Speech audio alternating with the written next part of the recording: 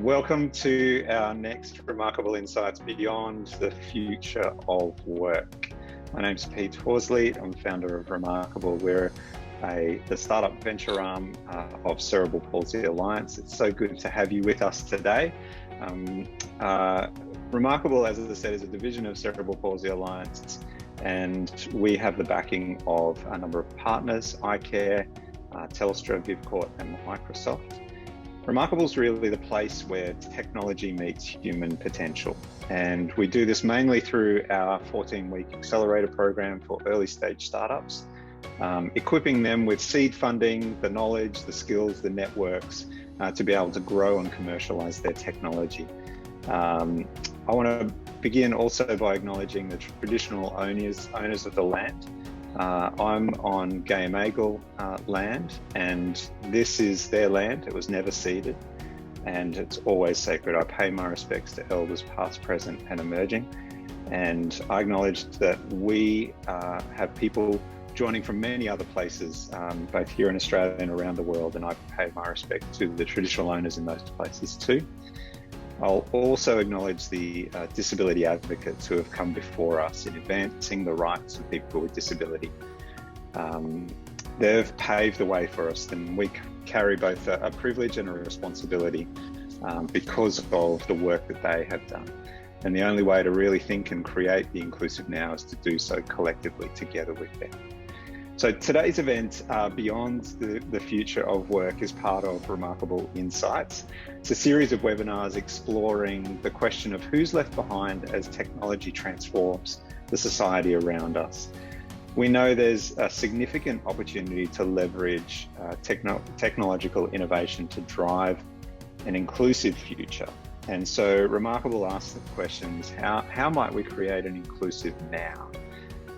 So for anyone who wants to join the conversation on socials, please use on Twitter, Facebook, and LinkedIn. Our handle is @RemarkableTech, and on Instagram @Remarkable_tech. And if you could also please use the hashtag Remarkable Insights as well. This event has live captioning by Otter AI. And also we have hopefully an Auslan interpreter joining us very, very soon. We'll be recording this event and it will be made available to you post-event on our Remarkable Tech YouTube channel, and be sure to subscribe to that. Today we are joined by Gina Klein, founder and CEO of SmartJob, Sue Boyce, CEO of Ability Works Australia, and Dwayne Fernandez, co-founder of Minds at Play and Disability Inclusion Partner. It's so good to have you all here. Welcome. And it's so good to have all the people who are joining us on this webinar as well, and for those who will watch it afterwards. So we've all seen statistics around labour force participation rates for people with disability. They're low, or possibly they're very low. Oh, here comes Jerry, our Auslan interpreter. So Jerry Sheeran, thank you for joining us. It's so good to have you here. If you'd like to pin Jerry's video on there for those who do require Auslan, that would be great. Welcome, Jerry. We've all seen the statistics around low labour force participation rates for people with disability. And depending on what part of your world that you're living in, that is either low or incredibly low. And it doesn't just impact income and economic security, but it also impacts other areas of life like well-being, housing, and people's place in the community. So Gina, I might start with you. You talk about closing the disability wealth gap. Why have you focused on this kind of core area of focus for your impact investment fund? Thank you, Pete. And any opportunity to speak with you, Pete, I'm always there. This is so exciting with such lovely panelists. So thanks for my inclusion. So answering your question live from Washington, D.C. area here in America, why do I want to focus on closing the disability wealth gap, as we all do? because people with disabilities globally are the most conspicuously unemployed group of people on Earth. That's why. We're dealing with statistics that are dramatic and have remained so for quite some time. There's nearly 2/3 of working age people with disabilities around the globe that are not in the labor market. Let's just think about that for a moment. We're talking, when we're speaking about disability, we're speaking about an innate characteristic of the human experience. If you don't have a disability today, you might age into a disability tomorrow. Statistically, we're talking about 20%, 20% of people on Earth with some relationship disability at this point in time. So if the question should be rephrased, Pete Horsley, why are we not focusing more on closing the disability wealth gap? Because the ramifications are global. They have to do with a multi-trillion-dollar hole in the global GDP and in the economy. Civil societies around the globe are expending billions of dollars of public expenditure on medical models of disability and supervision, caregiving, and support. But the hole that is in the economy is about talent. And there are people that are out that should be in. And that's our investment thesis at Smart Job. Brilliant. And I always say, who are the people that we're not hearing from that can help solve some of the big challenges that we've got? We're obviously all living through a global pandemic right now. We're kind of subject to climate change and some of the impacts around that. There are so many challenges that if we're not collectively hearing all of the voices around us, then we're actually losing out on seeing innovative solutions come. There's talk of a growing number of organizations starting to wake up to that opportunity around this kind of neglected talent pool. And also as a way of being just sheerly more representative of their own customer base, because people with disability make up 20% of the population. And also as this kind of source of innovative thinking as well. Dwayne, are you seeing a greater openness around diversity and inclusion in policy and practice? And then at a high level, you've been involved in kind of policy and practice change. So what's actually changing to shift workplaces to be more inclusive of people with disability? So generally speaking, I think as a society, we're still at a foundational level. And there are people over here that have been actively doing this since like 1963. You'll meet her later. She's in this panel. And in this space, what we're noticing is that how can we still be at a foundational level after all those years? Now, some organizations are far ahead of others, but overall, I don't think we've gone anywhere that we're being super inclusive. What I did experience quite recently that really changed the way it worked through is that where I am right now in Department of Planning and Industry Environment, DPI, they are working on accessible policies for national parks. They have created a workplace adjustments passport. So you come in and you tell them you need a few things and you literally fill out a form. And I got my entire my minor adjustment and my major adjustment in a span of 3 hours. For like, that's unheard of. Like there'll be an article about that somewhere that'll pop up, but that's unheard of. But the fact that that is unheard of is a problem. Why isn't that not a standard? Why is it the personalization I need to do my day job not something that everybody gets? And if you think about it, it's not about inclusion, it's personalization. You and I use an iPhone or whatever technology, but I'm quite sure the apps on my phone are different to where your apps are. That's personalization. And the same way you do work, you don't need to all do it the same way. We're still moving away from that role description model of how we do things to actually focusing on the outcomes. Back to you, Pete. That's amazing, and I love that kind of thought around, yeah, what we're talking about here is personalization. It's what do we need to do our best work? And we want all of our staff, all of our leaders to be in that same position as well. Globally, there's big shifts in workforce needs as well. As we embrace kind of more technology and as labour shifts away from kind of manual, repetitive tasks to perhaps higher order thinking, creativity. They've even talked about resilience as kind of one of the newly needed skills in work. And while this might be good for some people within our disability community, they innately come with some of those skills. Alarm bells could be ringing for those that work closely with people with intellectual disability. And so you've looked at this shift in technology differently. You've been able to show how technological transformation can actually, if it's done in an inclusive way, actually offer people with disabilities better access to the job market. I'd love for you to explain some of those the situations that you're working in right now. So I'll give you a specific example. We have a light engineering facility where we do wire and metal fabrication, and we manufacture products for building and construction.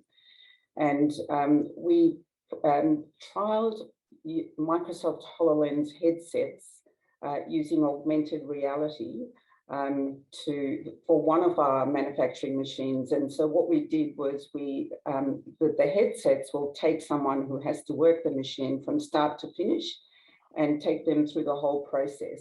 But in addition to that, we used programmers who were experts in gaming technology. So it was also a bit of fun because the work is quite repetitive. And so the combination of, showing them, so anybody who has problems with sequencing, remembering what comes next, or just remembering the entirety of a task, the HoloLens will just, help them through that. And, smiley faces pop up and trees are growing when you get something right. And so it's just very motivating as well. And that's how we've been able to get people who wouldn't normally be able to do a particular task to do something that's more challenging for them. I love that. And I think, they talk about that AI isn't actually replacing jobs. It's person plus AI is actually going to be the thing that wins. And I love what you're doing in that space. Dwayne, you're a multiple record holder as a double amputee stair climber, and much like climbing towers, most of the time, all the effort seems to be put in by the applicant with disability to ask for those adjustments that they need. What should we be doing differently? All right, so, and I'll get to that probably a little bit later on, but I suspect what we need to do is take it away from the individual saying, I can do the following things, and go at it, usually at a job that is not built for them. If you look at your strengths and apply to those strengths, you should apply for things that work for you right now. Because if society overall is at this foundational standing, lean into your strengths and apply for things that are your strengths in that disability space. I know that's not great, but from an organizational perspective, you need to do a cost-benefit analysis going, which types of disability can you hire into your job that actually adds a low financial cost to maintain? Now, when I talk about that now, I know that's a touchy area over here. Effectively, if you're thinking about something like this, bus driver, person who's blind, doesn't make sense, right? But amputee and a bus driver, yeah, sure. It's simple adjustments.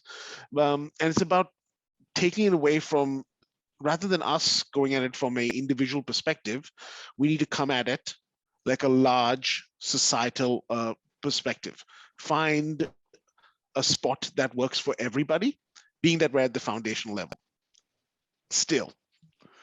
And it's not the greatest news, but I think that's a step we need to take now, so that the next level afterwards is going, well, why did we stop people from this community applying to this job? What was the stupid investment decision I made that prevented this much population from applying for this job or able to service this percentage? Let's take it that way, society, because we're in that societal model of disability, not the medical model. Back to you, Pete. That's great, Dwayne. And as I said, it's okay if our panelists do disagree. We don't mind that. It can sometimes make for more interesting viewing. So if anyone does want to disagree with Dwayne, that's okay as well.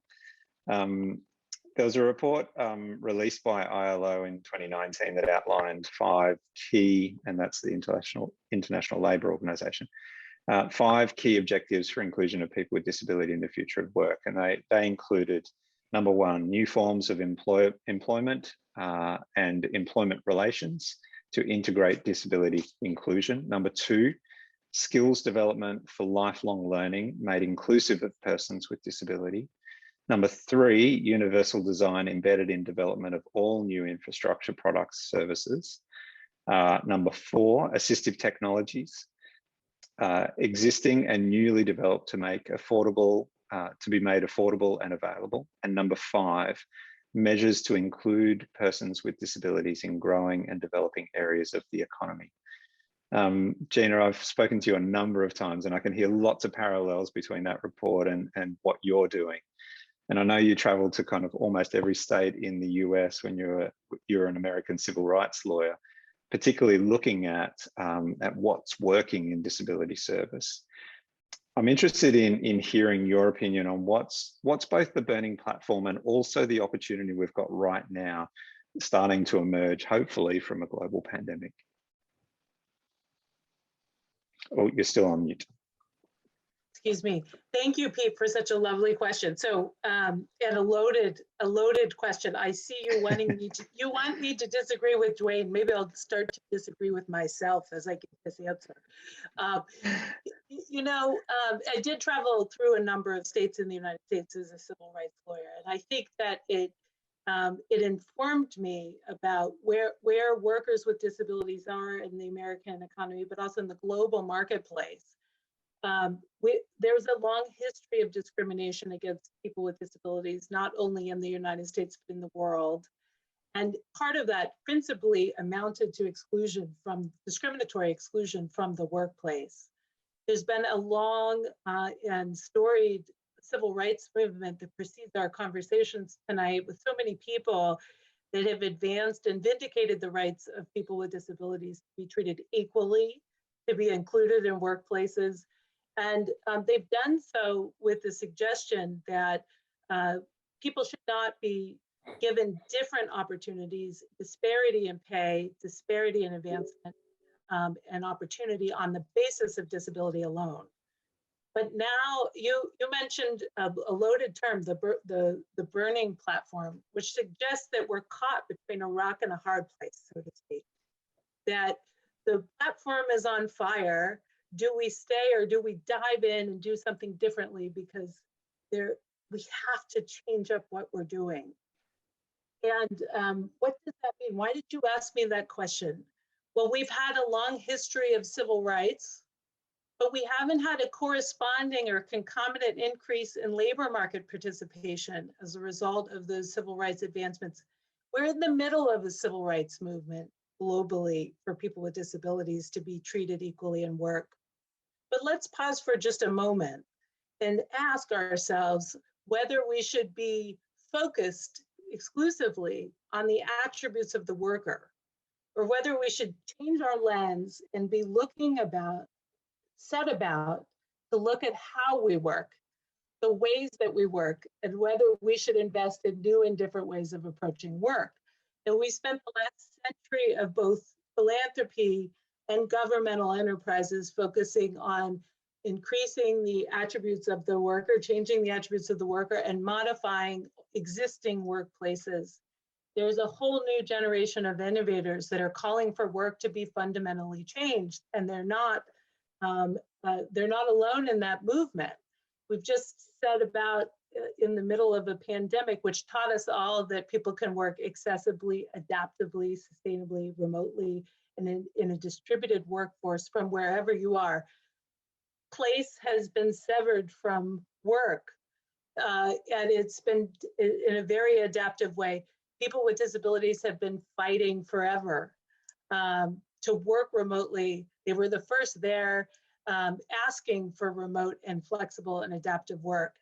The burning platform question is whether new work opportunities will be generated from the experiences of the pandemic, from the acknowledgement that flexible work is now the wave of the future and now available.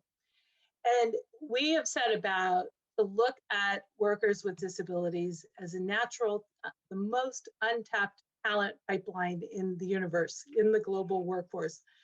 And yet we can't assume that people with disabilities will come into the technology, infrastructure, and support in order to avail themselves of this new flexible remote work, this new way of working without corresponding investment in a new workplace, in new workplace technologies.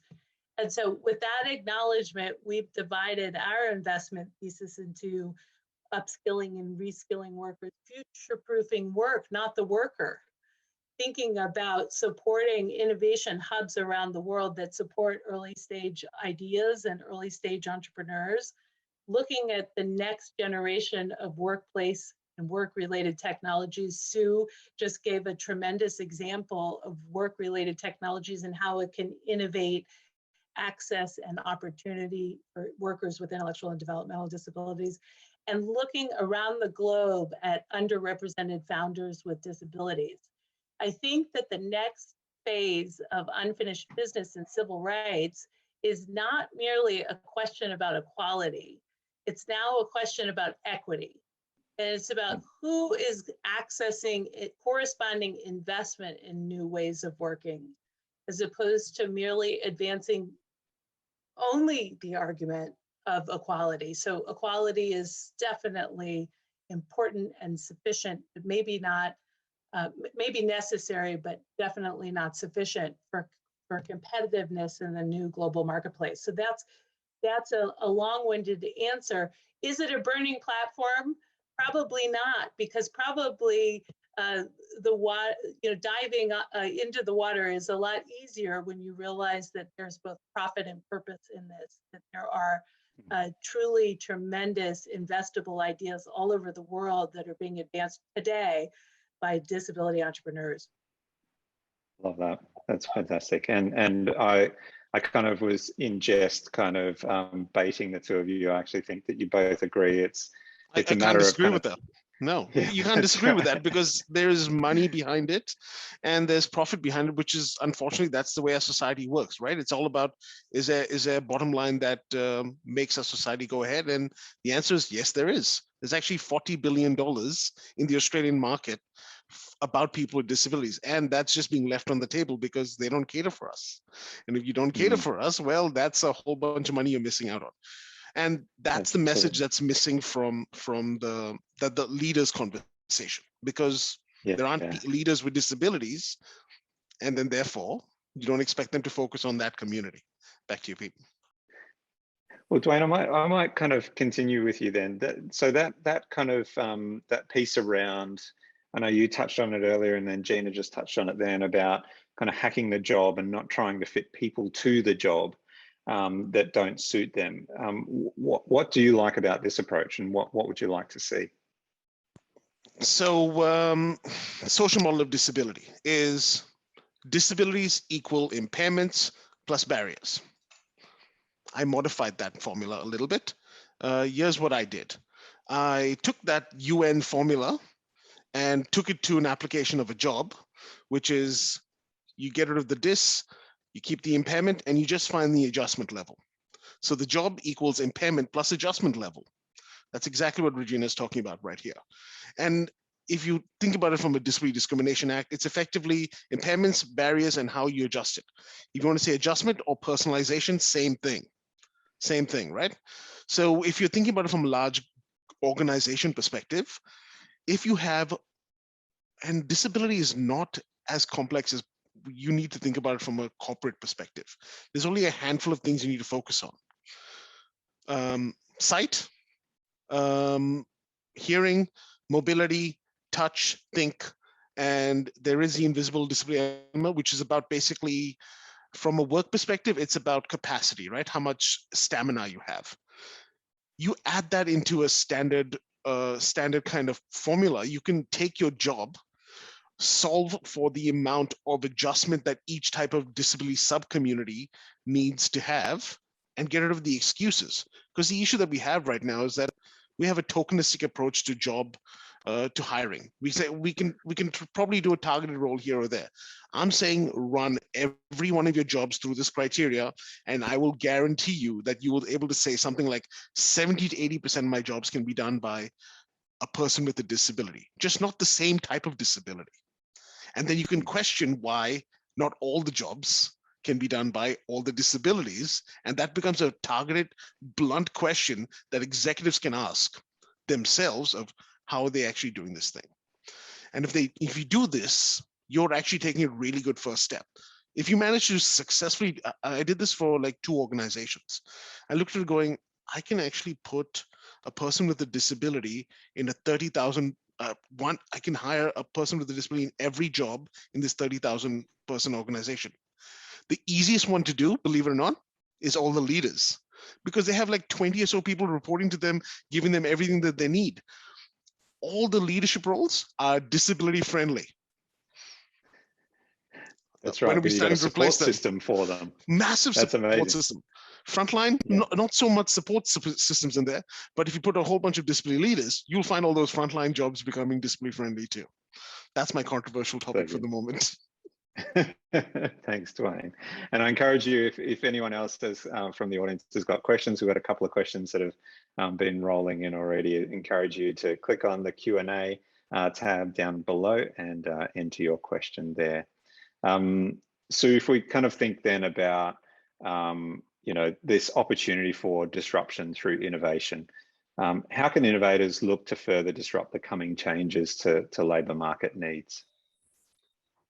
I'm going to answer that with an example again, and this is something that we've done at AbilityWorks. So we have, for the last 10 years, been working with Transurban. They're a road toll provider, they're e-tag. So as a customer, you have an e-tag in your car, and when there's something wrong with it, you'd send it back to Transurban. Well, it doesn't go back to Transurban, it comes to us. And because we've been running this for 10 years, we've been able to do a lot of innovation around it to get more and more people, particularly with intellectual disability or complex support needs, into work. So something we've done recently is we've purchased a robot called Matilda, who is driven by artificial intelligence and machine learning. And when you as a customer return your e-tag, you normally send some correspondence and you write on it, what the issue is with your e-tag that you want fixed. So Matilda is, what we've done with Matilda is we've fed into Matilda some keywords so Matilda can read the correspondence. And the reason we've done that is because many of our people don't have literacy challenges. So what it's allowed us to do is enable people who wouldn't normally be able to work on the Transurban account, and at AbilityWorks, it's considered to be a very prestigious account to work on. So people who couldn't normally work on that account to work with Matilda, and Matilda talks to them and gives them feedback and helps them to sort the e-tags, according and do what they're supposed to do. So I love this example because it's what it's done for a lot of our guys who have literacy challenges. It's helped them, their self-esteem, their self-confidence, to work on something as important as this, and it's really meaningful work.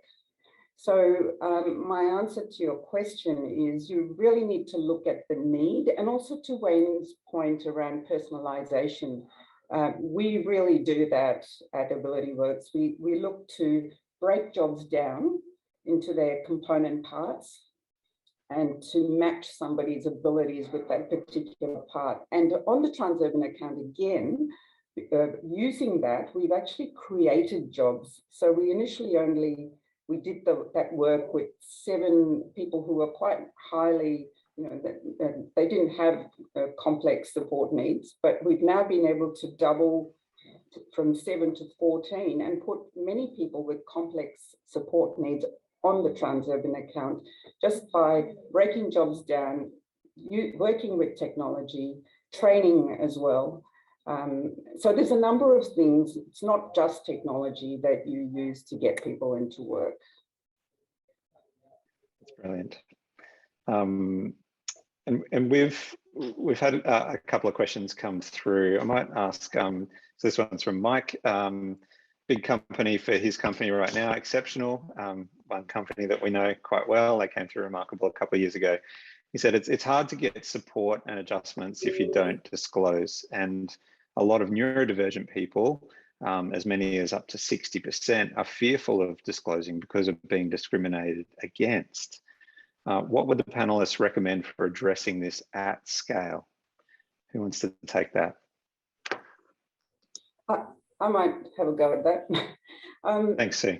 I used to work at Beyond Blue prior to working at Ability Works. So Beyond Blue is an organisation that does mental health advocacy and raising awareness, reducing the stigma around mental health. And they had a formula that they used. And the more awareness you raise, the more stigma and discrimination you can reduce. And the more stigma and discrimination you reduce, the more chance you've got of people disclosing that they've got, getting help and disclosing that they've got a mental health condition, and therefore reducing the prevalence of mental health conditions. And I think in the disability sector, or particularly disability employment, we are lacking a similar type of organisation that can do that awareness raising and advocacy work, because corporations and government are full of unconscious biases around people with disability. And it's too hard to employ them. They cost more. They'll take more leave, sick leave. Like there's a whole lot of unconscious biases that are operating in leaders.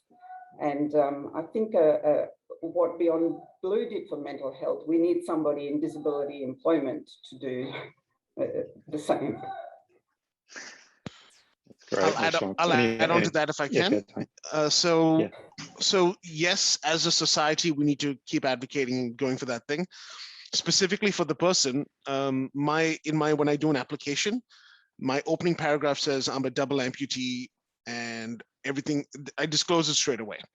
Now, is there value in that, in disclosing it? Do I know if my resume will be thrown straight in the bin? The question is, you got to stop caring. As an application, it's a numbers game for you applying for a job. So put it in there, disclose. It's better for you to disclose and get it over with, because then your organization knows that you're going to be someone that's upfront and honest. There's value add in that. Now, it's not great, right? It's not the society that we want, that we can keep ourselves private. The society that we currently have is tell people.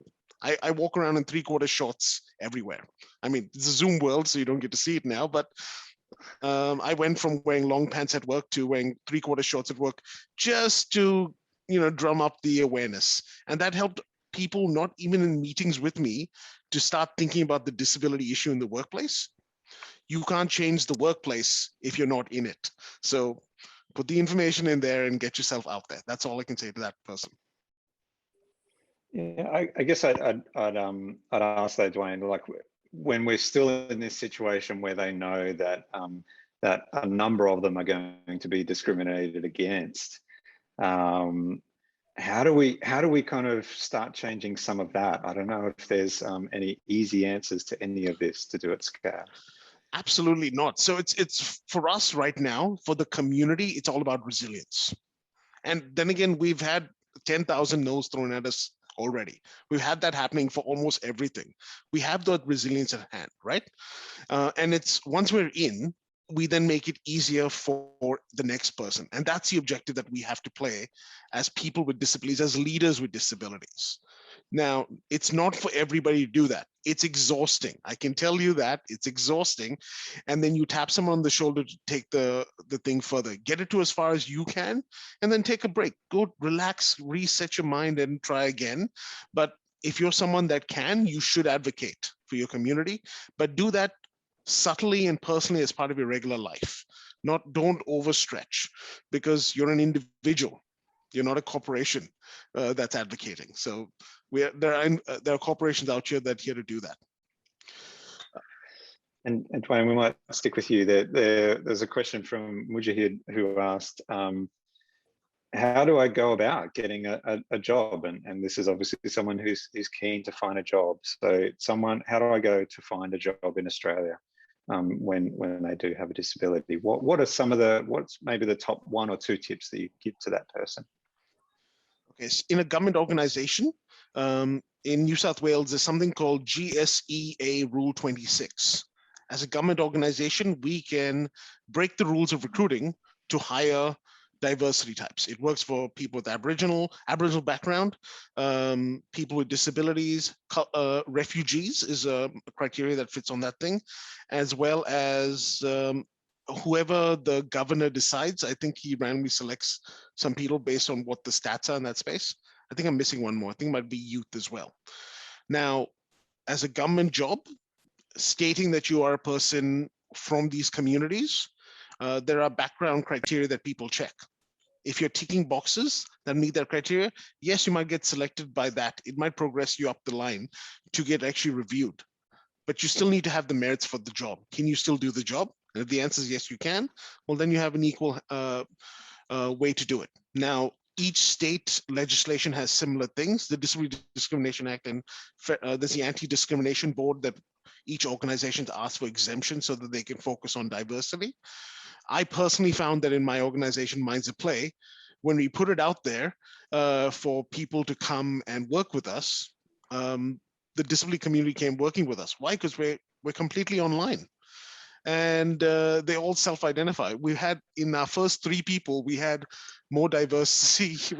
We had the LGBTQI community, we had the autism community, we had people with disabilities, and all just, it made up our stats, and they just came out of there. So maybe the role itself needs to be innovative and interesting to get that space. That's awesome. We've had a question from Tara asking what tech solutions are needed to help people with intellectual disability find a role in the workforce. Sue, would you be able to take that one? I find that, Tara, a little bit difficult to answer because we employ a lot of people with intellectual disability, but they have very, very different needs. So, you can't look at intellectual disability like it's just one thing. So, we've used a range of technologies, as I've just described already, from a combination of robotics, artificial intelligence, machine learning, but I think it's quite individual. And also, as I've described previous, and there's a range of apps as well that you can use, but I don't believe it's just technology. We use a number of different techniques, which I've already described, about breaking jobs down, looking at aligning a particular job to somebody's skill set. We also use a lot of training and support. So I'm sorry if that doesn't answer your question directly, but I don't believe you can look at just intellectual disability as a whole, as one thing. I think that's a good response. Dwayne, we've had a question here from Philippa asking, how can we change, reform or reshape the K-12 curriculum and teaching methods to improve employment participation rates for people with disabilities? How do we kind of go right back and start influencing change back there? What are your thoughts on that? Stop segregating schools. Simple as that. I grew up in New Zealand. My education was in New Zealand during that time that really shapes your identity. The physical disability unit, and that was a unit that needed the people, it's now called a disability unit in Mount Roskill in New Zealand, was in the heart of the school, perfect center of the school. And I would check in there in the morning and then go to all my regular classes. What that did for students was that they knew that society had more than their perfectly able people. Every class had people with disability. If a person needed an additional adjustment, they would use the unit's resources and go to the class and do so.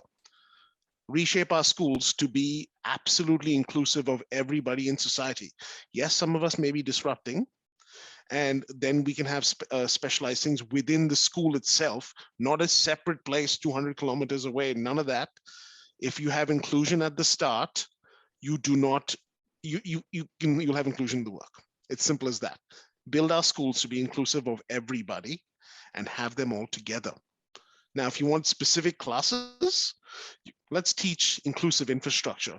Let's teach inclusive service delivery. Let's teach inclusive employment. Those are broad categories that you can teach to year 11 and year 12 that they take and they play. Alternatively, just let's play D&D together, the great equalizer, around a table.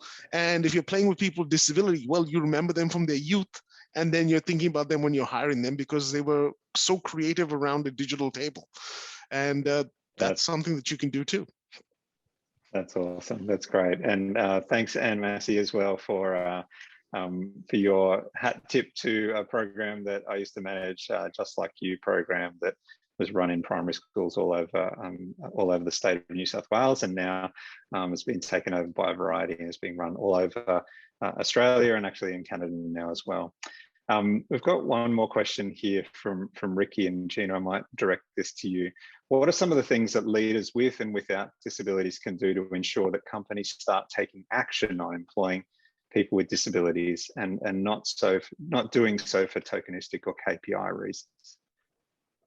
Yes, well, I think that there is on an optimistic note, Pete, I think that there are companies, many of which have a huge market share of consumer products, that are committed to inclusive design principles and to accessibility.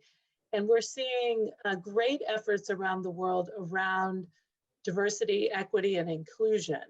But here's the reality. I mean, the reality is that 80 to 90% of labor market participation in the world is made up of small and medium-sized businesses and not the largest companies in the economy. So what are we to do about that? I mean, the real question is not whether well-meaning actors at the top of the Fortune 500 see disability diverse talent pipelines as of use and onboarding as utterly necessary to their company's operations. But the worldwide economy is missing trillions of dollars of talent. And what is it going to take to bring people back into the labor market? And so the question has to be seeing diversity and inclusion and building an inclusive workforce from the bottom up as mutually a beneficial strategy as building it from the top down. And how do we build it from the bottom up? Well, let's look at the workers that we're talking about. We're talking about a group of people who've experienced a lack of access to not only social capital around the world as a consequence of historic discrimination, but lack of access to financial services and to banking. When we're talking about the collateral to access a small business loan to start an early stage company, we're talking about people that utterly need risk capital. Here's what they don't need is great ideas. What we're seeing is that there's an equanimity, there's an equal opportunity distribution of fabulous ideas all over this world. And we're finding so many disability entrepreneurs everywhere. And this conversation of how do we stick people into companies that are well-meaning and ready to do DEI onboarding, maybe we should broaden the conversation a little bit in the places that we chat. We should be talking about how do we build a robust bottom-up strategy to bring great people into ownership over their own ideas, into ideation, minimum viable product of their ideas, owning an equity stake in their own future. How do we get people with disabilities around the world to not only own their ideas, but fully develop them and bring them to market? And we know that this is possible.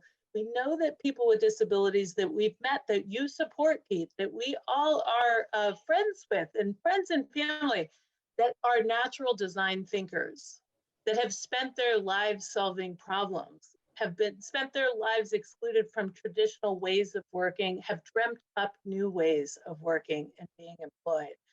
And so part of my answer about how do you take action to build utterly diverse talent pipelines is you think differently about a bottom-up strategy. You believe in supporting people, not to give away their ideas to the large companies, but to own them. Brilliant. That's so good. Now we've really run out of time now. We've only got about a minute to go. So just briefly across the panel, what's your kind of final remarkable insight that you could give around the future of work? So Sue, might start with you.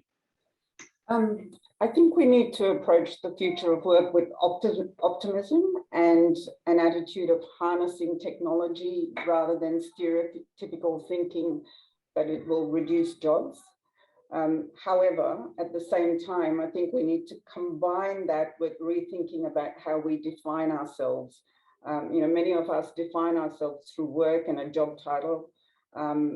And purpose can be acquired not just through work, but volunteering, supporting others, close connections with family and friends. And we may need to think more in terms of a contributing life for some of us, because not all of us may necessarily find an opportunity in the new economy. Thanks, Sue. That's great. Dwayne, what about you? Jobs equals impairments plus adjustment levels. Take that formula, apply it to your workplace as a corporate, as a small business, and hire people that you can financially handle and get that space. But for the rest of us, keep yourself visible, even if you are an invisible disability person. Put that down, let people know, because that'll reduce the stigma. Foundations will go higher. Thanks, Dwayne. And Gina, finally over to you. In the near future, disability will be synonymous worldwide with innovation. Ooh, I love that. That's fantastic. That is all we've got time for. We've gone a minute over so far. Thank you so much to our panelists, Gina, Sue, and Dwayne. Also to our Auslan interpreter, Jerry Sheeran. Thank you for signing for us today. Remarkable is about harnessing technology and innovation for building social and economic inclusion of people with disability. Next month, we'll be running our annual Design-a-thon, where participants can gain first-hand experience at how good design enables human potential by tackling one of 3 challenges, and future of work is one of those challenges. So we'd love to see teams apply for that. Teams have a chance to win from the $20,000 prize pool, including prizes and potential cash funding to invest back into your solution at the end of the 4-week challenge. You can see more details for that on remarkable.org.au/events. Also, we'll be seeking your feedback on today's event. So if you do have any feedback, we'd love to hear that. This recording will be made available on our YouTube channel. Subscribe if you don't want to miss the recordings. We need some more subscribers. We've got lots of people watching things but not subscribing, so please subscribe. This kind of conversation is vital, and we hope it brings about actionable insights for each of you. And we encourage you to continue and share those remarkable insights on social media. Please tag Remarkable Tech and Remarkable Insights. Our next event is on Thursday, the 9th of September, on science or science fiction of brain-computer interface. So we hope to see you then. Thank you so much for joining us, and enjoy the rest of your day. Thank you.